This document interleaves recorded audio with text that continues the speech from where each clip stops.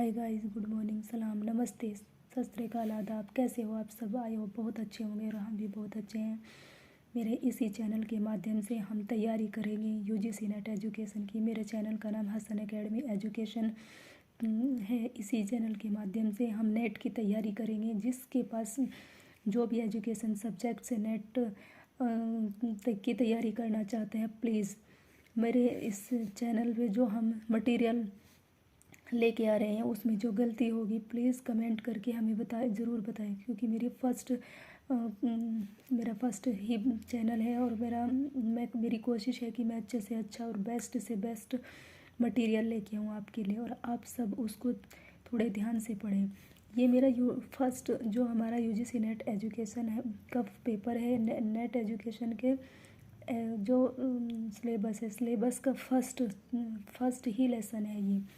तो आप सभी को पता है कि उसमें सांख्य दर्शन है, योग दर्शन है, न्याय दर्शन है और बौद्ध है, मतलब हेट्रोडॉक्स और ऑर्थोडॉक्स। ये इससे पहले चैनल पे मैंने उसके बारे में बताया था कि हेट्रोडॉक्स क्या होता है और ऑर्थोडॉक्स क्या है। हेट्रोडॉक्स मतलब हेट, जो हेट करता हो किसी से। हेट मीन्स कि नास्तिक दर्शन को हेट्रोडॉक्स बोला गया है और आस्तिक दर्शन को ऑर्थोडॉक्स, जो फेवर में रहते हैं वेदों के।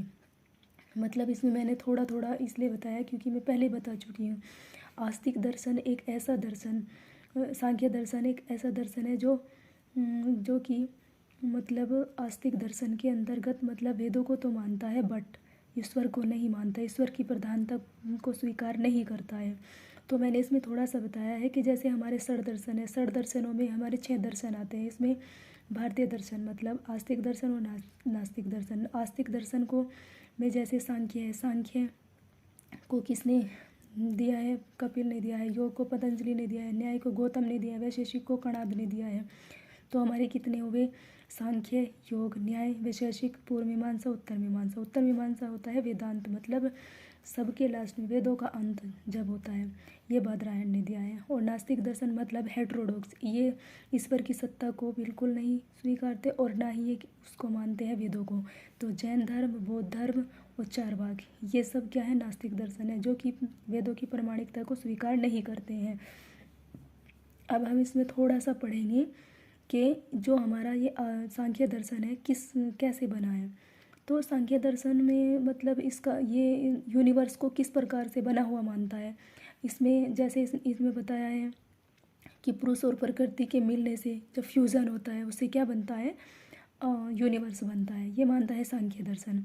और सांख्य दर्शन में थोड़ा थोड़ा हम बताते हैं परफेक्ट नॉलेज और सही नॉलेज के बारे में बताता है सांख्य दर्शन। कुछ कीवर्ड हैं जो आपको बहुत ध्यान रखने हैं। जो मैं पढ़ा रही हूँ इससे बाहर कुछ नहीं आएगा सांख्य दर्शन में। मैं श्योर कहती हूँ, मेरा जो नेट था मैंने अपने इन्हीं नोट्स बना के पढ़ा था, वही नोट्स मैं आपको शेयर कर रही हूँ। उसी नोट्स से मैं बल्कि और भी ज़्यादा अच्छा डाला है मैंने इसमें। और नेट जे आराम से हो जाएगा आपका, जैसे कि मैंने भी इन्हीं किस्से किया है और मेरा नेट आराम से निकल गया। तो पुरुष इसमें क्या है? सांख्य दर्शन द्वैतवादी दर्शन है। द्वैतवादी दर्शन मतलब जो दो चीज़ों को मानता है, इसको इंग्लिश में हम ड्वेलिज्म बोलते हैं। मतलब जैसे द्वैतवादी दर्शन इसमें पुरुष और प्रकृति पर ज़्यादा महत्व दिया गया है। तो दोनों ये द्वैतवादी दर्शन है।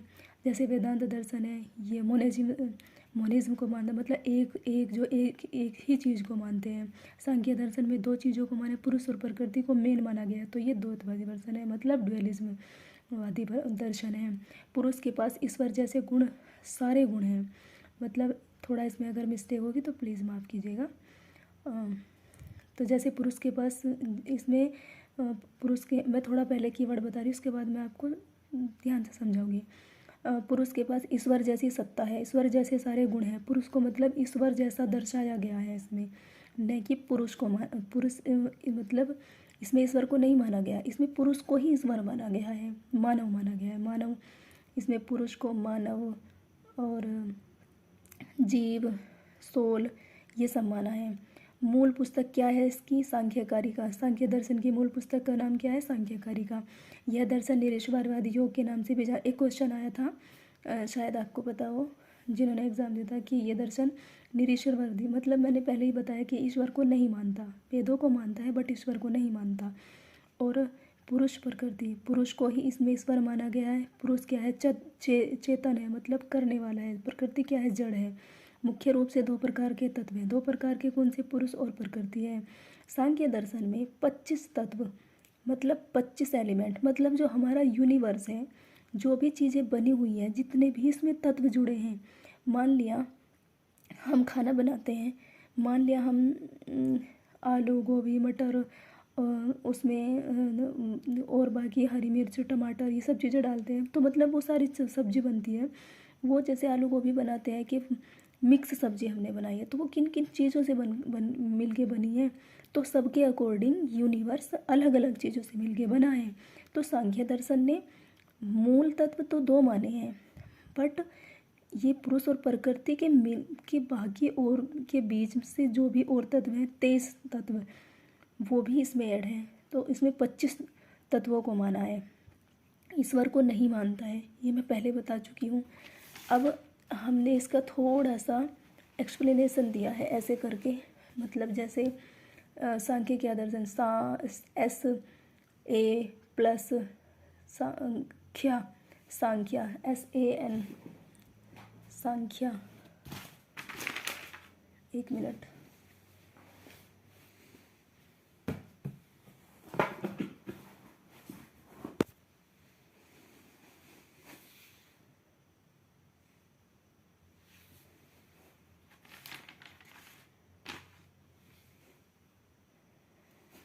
इसमें सांख्य जैसे दिया गया है, तो क्या है? सम प्लस ख्या, समख्या, मतलब ये संख्या को दर्शाता है। संख्या को ही इसने मूल माना है। मेन है इसमें क्या है? ये दर्शन सांख्य दर्शन क्यों है? इसने संख्याओं को माना है। तो सा का मतलब है सही ज्ञान, स का मतलब है सही ज्ञान। जैसे ये दिया गया है, स का मतलब सही ज्ञान, सही, और ख्या का मतलब है ज्ञान, सही ज्ञान। मैंने पहले बताया था कि परफेक्ट नॉलेज और सही नॉलेज देना ही सांख्य दर्शन का काम है। अब हम इसको पढ़ेंगे, सांख्य दर्शन है क्या, सांख्य दर्शन क्या क्या एलिमेंट है और किन किन से एलिमेंट से बन गई, पूरा यूनिवर्स सांख्य दर्शन ने बनाया है। तो सांख्य दर्शन में मेन क्या है? पुरुष और प्रकृति। तो पुरुष में क्या है? पुरुष को क्या क्या माना है?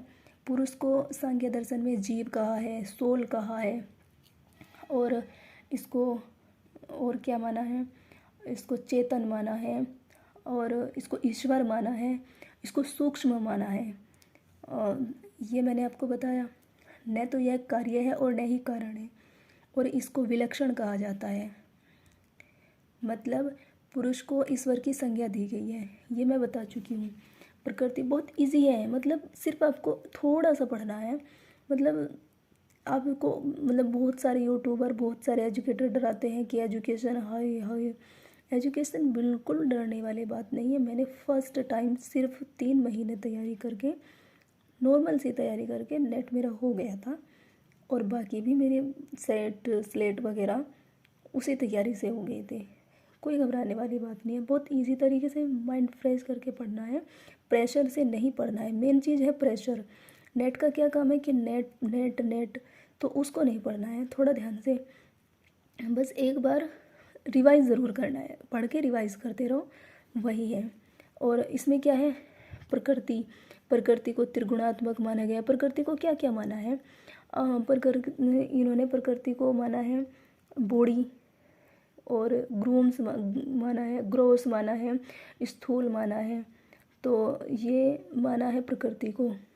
और प्रकृति, पुरुष और प्रकृति, इन सब से मिलकर क्या बना है? मेन चीज़ प्रकृति। प्रकृति से मिलकर क्या बना है? महत। महत से मिलकर क्या बना है? महत से अहंकार। अहंकार से क्या बना है? अहंकार में आते हैं सत रज तम, इन्हीं से ये सब बनता है। ये मैंने थोड़ा वो नहीं किया, बट आप समझ लें, सत रज तम। और सत रज तम मतलब अहंकार। अहंकार से क्या बना है? तन्मात्राएँ। अब तन्मात्राएँ होती क्या हैं?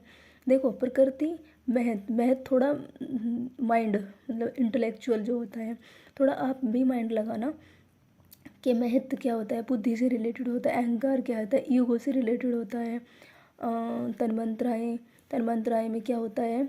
रूप, रस, गंध, शब्द, स्पर्श, ये तमस के अंदर आते।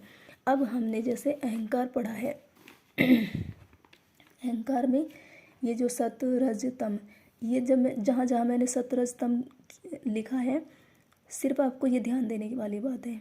अब तन्मात्राएँ 2 पार्टों में हैं। तन्मात्राएँ से क्या मिलके बना है, मतलब तन्मात्रा से 2 चीज़ बनी है, एक तो इंद्रिया और एक महाभूत, पंचमहाभूत जिसको बोलते हैं। इंद्रियों के भी 3 पार्ट हैं। इंद्रिया क्या है, हमारी सेंस ऑर्गन होती है, मतलब इसमें कर्मेंद्रियाँ, ज्ञानेंद्रियाँ और एक माइंड होता है। तो ये इंद्रियों में तो आपको सिर्फ ये ध्यान रखना है कि सेंस ऑफ ऑर्गन होती है हमारे, ज्ञानेंद्रिया, कर्मेंद्रिया, उपेंद्रिया। और पंचमहाभूत, पंचमहाभूत मतलब जो भी हमारे मतलब लाइफ सर्वाइव, जैसे हम जिनसे लाइफ सर्वाइव करते हैं, मतलब पृथ्वी होगी तो जीवन संभव होगा, जल होगा तो जीवन संभव होगा, अग्नि होगी तो जीवन संभव, वायु के बिना जीवन असंभव है, आकाश, आकाश अगर नहीं है तो फिर बादल, ये ही सब पंचमहाभूत है। सिर्फ इतना ही याद रखना है कि पृथ्वी जल अग्नि, पृथ्वी जल अग्नि वायु आकाश। और जैसे इसमें ये दिया है ज्ञानेंद्रिया, ज्ञानेंद्रिय हमारी क्या है, जिनके माध्यम से हम ज्ञान लेते हैं। अरे समझो, ज्ञान आँख, नाक, कान, जीभ। आँख से हम देखते हैं, क्या ज्ञान मिला, हमने पढ़ा तो हमें ज्ञान हुआ। नाक से हम स्मेल, मतलब अगर कहीं हमें स्मेल आ रही है तो हमें पता कैसे चलेगा कि यहाँ पे स्मेल बुरी है या अच्छी है, तो हमें नोज़ से पता चलेगा। ईयर से हमें अच्छा बुरा सुनेगा, ये भी तो हमारे ज्ञान को ही बढ़ाएगा। जीभ है, अगर हम कोई टेस्ट करके देखेंगे तो ही हमें ख़राब का और अच्छे का पता चलेगा। तब जा टच करके देखेंगे, हमें यहाँ पे ये, यहाँ पे क्या हुआ है, अगर कहीं हमें चोट लगी है तो हमें उसको फील हो जाएगा ना टच करके। तो ये हमारी त्वचा है। अब कर्मेंद्रिय जिनसे हम काम करते हैं, कर्मेंद्रिय जिनसे हम काम करते हैं क्या है, जैसे हाथ, पैर, वाणी, मुख, गुदा, वायु, सिर्फ याद रखने हैं नाम, बाकी कुछ नहीं आता। ज्ञानेंद्रिय उपस्थि, एक मन है, प्रकृति, एक इसमें बहुत सारी चीज़ें जैसे दी जाती है ना, कई बार लोग ये बहुत इंपॉर्टेंट चीज़ है जो हमें आपको बताने, और इसी से क्वेश्चन आता है। नॉर्मल सी चीज़ आप याद कर लोगे कि प्रकृति से महत, महत से अहंकार, अहंकार से तन्मात्राएँ, तन्मात्राएँ कितनी होती हैं, तन्मात्राएँ से इंद्रिया बनती है। और इंद्रिया कितने की प्रकार की होती है, इंद्रिय से इंद्रिया हमारे मतलब जो भी हमारी कर्मेंद्रिया है, ज्ञानेंद्रिया है, और एक माइंड होता है। और पंचमहाभूत आपको याद ही है। तो मेन चीज़ इसमें जो क्वेश्चन आता है ये आता है, मतलब एक प्रकृति, प्रकृति और विकृति, ये क्वेश्चन बहुत आता है। आप समझो इसको पूरे ध्यान से, मैं आपको समझाऊंगी, कभी आप भूलने की ज़रूरत नहीं है और ना ही भूलेंगे। आप देख लेना, जो रीज़न है, जो कारण है, वो क्या होता है, कारण होता है प्रोड्यूसर। अगर प्रोड्यूसर है, अगर कोई फिल्म निर्माता है तो अरे भाई कारण तो वही है ना जो बना रहा है, कार्य तो वो करेंगे ना, जो हीरो हीरोइन वगैरह है उसमें बहुत सारी चीज़ें होंगी, मटेरियल होंगे, मटेरियल मीन्स उसमें बहुत कैमरास वगैरह होंगे। तो ये क्या होंगे, ये प्रोडक्ट होंगे। मतलब एक प्रोड्यूसर ने एक फिल्म की पूरी स्टोरी लिख के दे दी, कारण हुआ प्रोड्यूसर। और जो उन पे एक्शन करेंगे उन्हें उससे प्रोडक्ट हमें क्या मिलेगा, तो वही तो है हमारा मतलब वो कार्य, कि कारण से हमें कार्य क्या हुआ। अब मान लिया प्रकृति है, प्रकृति तो कारण ही तो है, इससे ऊपर प्रकृति से नीचे ही तो कार्य होगा, ऊपर थोड़े ना कोई कार्य होगा। प्रकृति सिर्फ कारण है ना कि कार्य है। और इससे आगे इसने जो प्रोड्यूस किया, ये प्रोड्यूसर है, ये प्रोडक्ट है, ये हमें मिला, तो ये क्या क्या है, कार्य, ये भी कार्य है, ये भी कार्य है। इतना तो ध्यान रखेंगे ना आप, ये कार्य है, ये इसका कार्य है और ये इसका कार्य है, ऐसे याद रखिएगा। महत का कार्य क्या है, अहंकार, अहंकार का कार्य क्या है, तन्मात्राएँ। और महत किसका कार्य है, प्रकृति का। ये सारे क्या है, ये प्रकृति और विकृति दोनों है, ये कारण भी है और कार्य भी है। कारण कैसे है, इसके कारण तो ये बना और इसके कारण ये बना। और कार्य क्या है, इसके कारण ये कार्य हुआ और इसके कारण ये कार्य हुआ। तो मतलब इस प्रोड्यूसर से प्रोडक्ट मिला, इस प्रोड्यूसर से प्रोडक्ट मिला। तो मतलब ये दोनों चीज़ें हैं। इससे ये तो महत जो है इसका कार्य हुआ ना, और कारण ये इसका है, अहंकार का। और जो अहंकार है ये महत का कार्य है, और कारण किसका है, ये तन्मात्राएँ का। तो बिल्कुल ईजी तरीके से समझो, ये तीनों क्या हुए हमारे, मैं कार्य और कारण, मतलब रीज़न भी हुआ हमारा और वर्क भी। जैसे कि भाई इसमें प्रोड्यूसर और प्रोडक्ट से याद रखना, प्रोड्यूसर सिंपल, ये सिर्फ प्रोड्यूसर है, और ये तीनों प्रोड्यूसर और प्रोडक्ट भी हैं, ऐसे याद रखना आप। अब मैंने इसमें जैसे क्वेश्चन आता है प्रकृति और विकृति, मैंने ऐसे ही बताया है, मतलब जो कार्य है,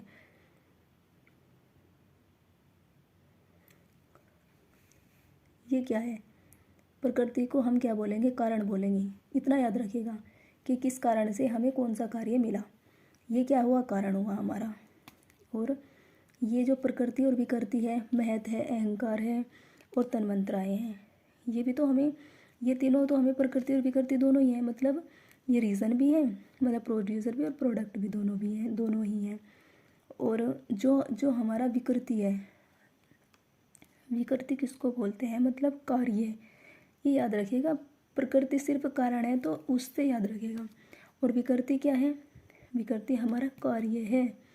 तो कार्य हमारे क्या है, इंद्रियां, पंच महाभूत, ये जो इंद्रियां है ना, ज्ञान इंद्रिया, कर्म इंद्रिया, ये सब क्या है हमारे, ये सिर्फ कार्य हैं इनके, तन्मात्राओं के इनके कार्य हैं, ये सिर्फ तन्मात्राओं के ये कार्य है। इंद्रिया ज्ञान मतलब इंद्रिया आती है इसी में, तन्मात्राओं के जो भी कार्य है क्या है, इंद्रिया, और इंद्रिया में क्या क्या आता है, ज्ञानेंद्रिया, कर्मेंद्रिया, उपेंद्रिया, ये सब याद रखना, ये सिर्फ कार्य हैं।